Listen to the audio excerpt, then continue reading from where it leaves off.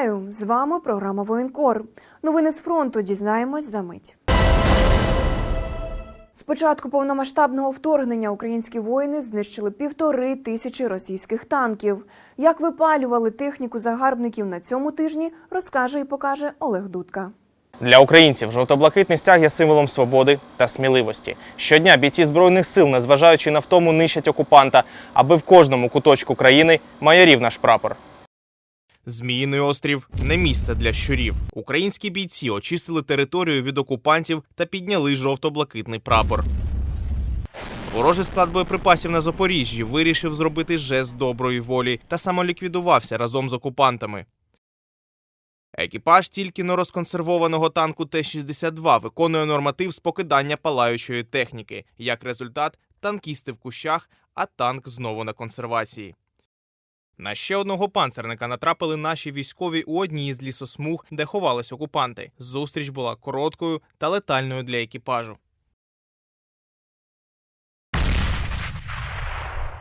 Артилеристи 59-ї окремої механізованої бригади імені Якова Гандзюка показали результат роботи по машинах постачання та складу боєприпасів російських загарбників.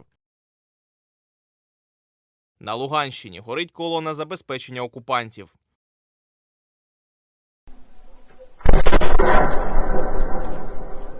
Американські хаймерси влаштували феєрверк на складах із боєприпасами у тимчасово окупованих Сніжному та Макіївці. Росія продовжує вбивати мирне населення України. Цього разу важких руйнувань зазнало місто Краматорськ. Наш воєнкор Валерія Кротченко поговорила з тими, кого Росія назавжди визволила від їхніх домівок.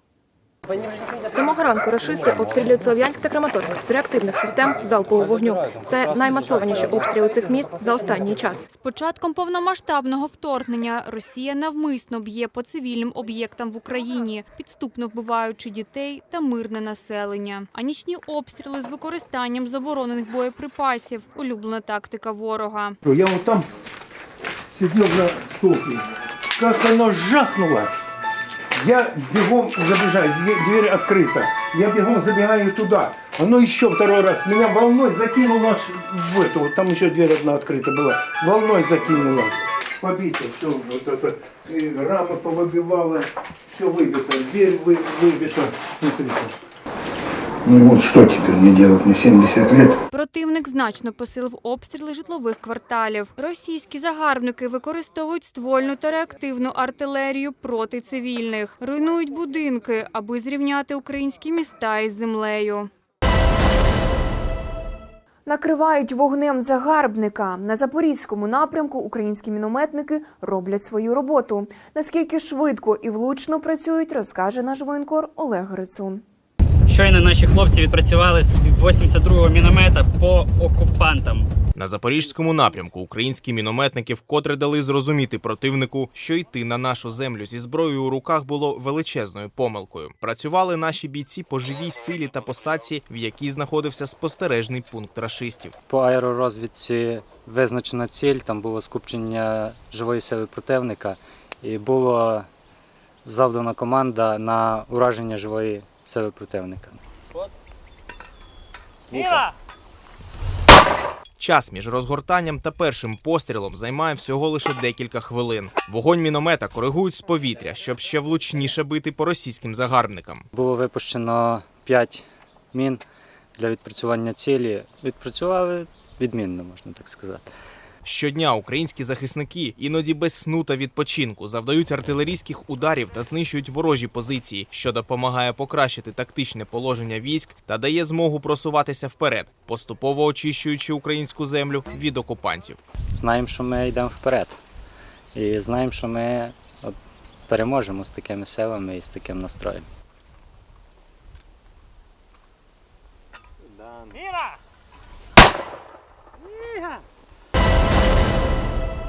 Миколаївські десантники воюють за кожен клаптик землі на Донеччині.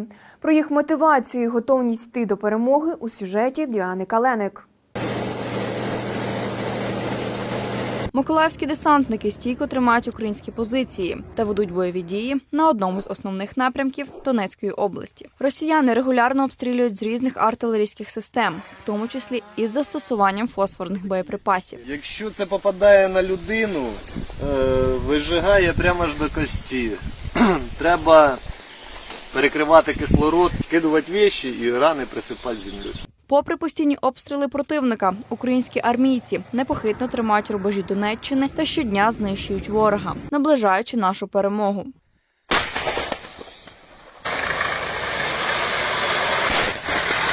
До кінця, до перемоги, тільки так.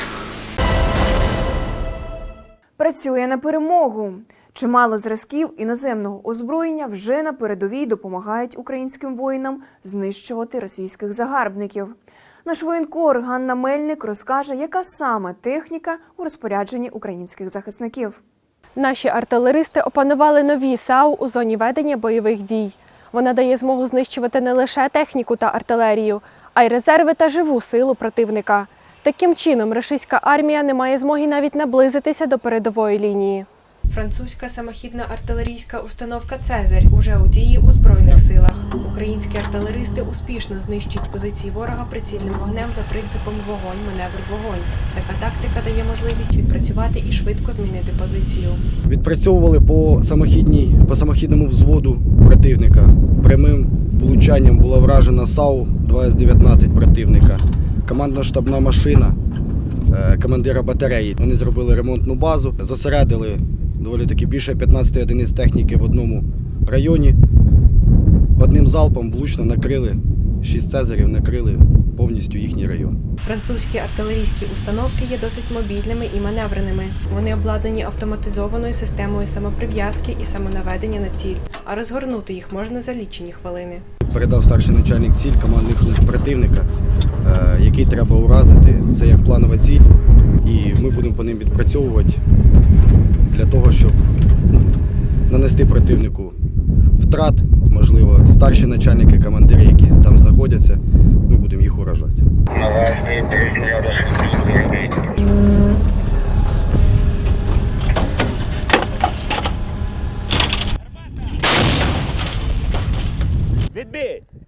Наші артилеристи опанували установку нового покоління фактично за 2-3 години. Вона уражає противника з високою точністю на відстані 20 кілометрів і більше від лінії фронту. Українські військові працюють по плановим цілям та скупченням техніки противника. Вони б'ють по тилам та командним пунктам рашистів. Армата! Іноземна допомога і надалі постачатиметься до нашого війська, а це наближає нас до перемоги. Ця німецька САУ з'явилась на озброєнні України зовсім недавно, але вона уже ефективно показала себе в бою, знищивши чималу кількість російської техніки. Під час навчання у Німеччині українські армійці менше ніж за місяць опанували керування САУ «Панцергаубец-2000». На навчаннях в Германії получалося трьома гарматами зайняти вогневу позицію, по 2 снаряди швидким відстріляти і залишити її за хвилину 30. На попередніх системах такого результату дуже складно було б добитися, я б сказав би навіть нереально. Значною перевагою цих бойових машин є їхня далекобійність, швидкострільність та висока результативність.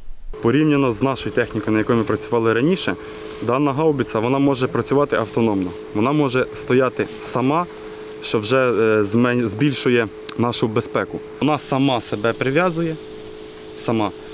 Потім на комп'ютері там вбиває командир гармати всі дані, і за 30 секунд при повністю робочій автоматиці можна виконати вогневе завдання і залишити вогневу позицію. Це її великий плюс – це швидкострільність.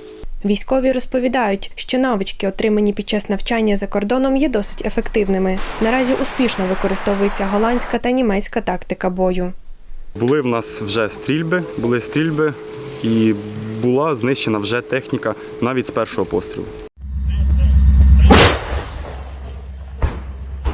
На сході України російські війська чи не щодня намагаються йти у наступ важкою бронетехнікою. Не дивлячись на кількісну перевагу ворога, українські військовослужбовці впевнено стримують навалу агресора, а також наносять ворогу неабияких втрат за допомогою іноземного озброєння.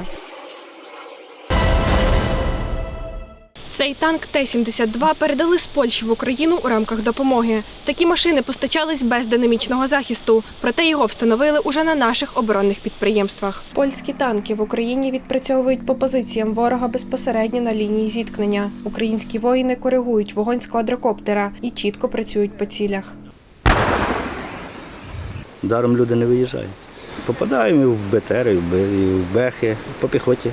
Техніка пройшла модернізацію у Польщі, але не стала чимось новим для наших хлопців. Ми як вміли, так і вміємо працювати на своїх, і на польських, і на чеських, на різних. У нас різниці немає. З початку повномасштабного вторгнення Польща поставила Україні понад 200 танків Т-72 та кілька десятків БМП.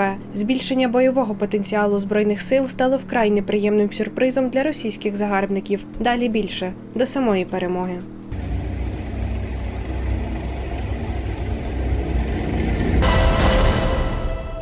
Вчитися задля перемоги.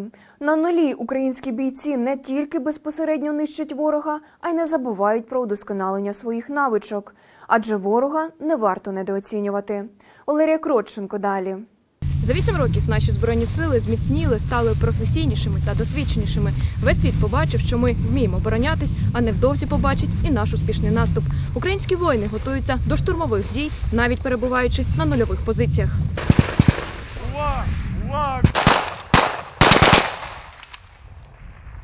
Ми знаходимося на території, де ведуться бойові дії, але це не заважає підрозділам, тобто готуватися і вдосконалювати свої навички в якихось там різних видах бою. Такі тренування проходять як для військовослужбовців контрактної служби, які вже мають досвід бойових дій, так і для мобілізованих бійців. Подібні заняття проводяться систематично для усього особового складу, а бойовий настрій українських воїнів ще більше підтверджує, що наші Збройні сили готові йти лише вперед. Це всі новини на сьогодні. Тримаймо стрій, адже за нами правда. Вірю в ЗСУ. Разом до перемоги.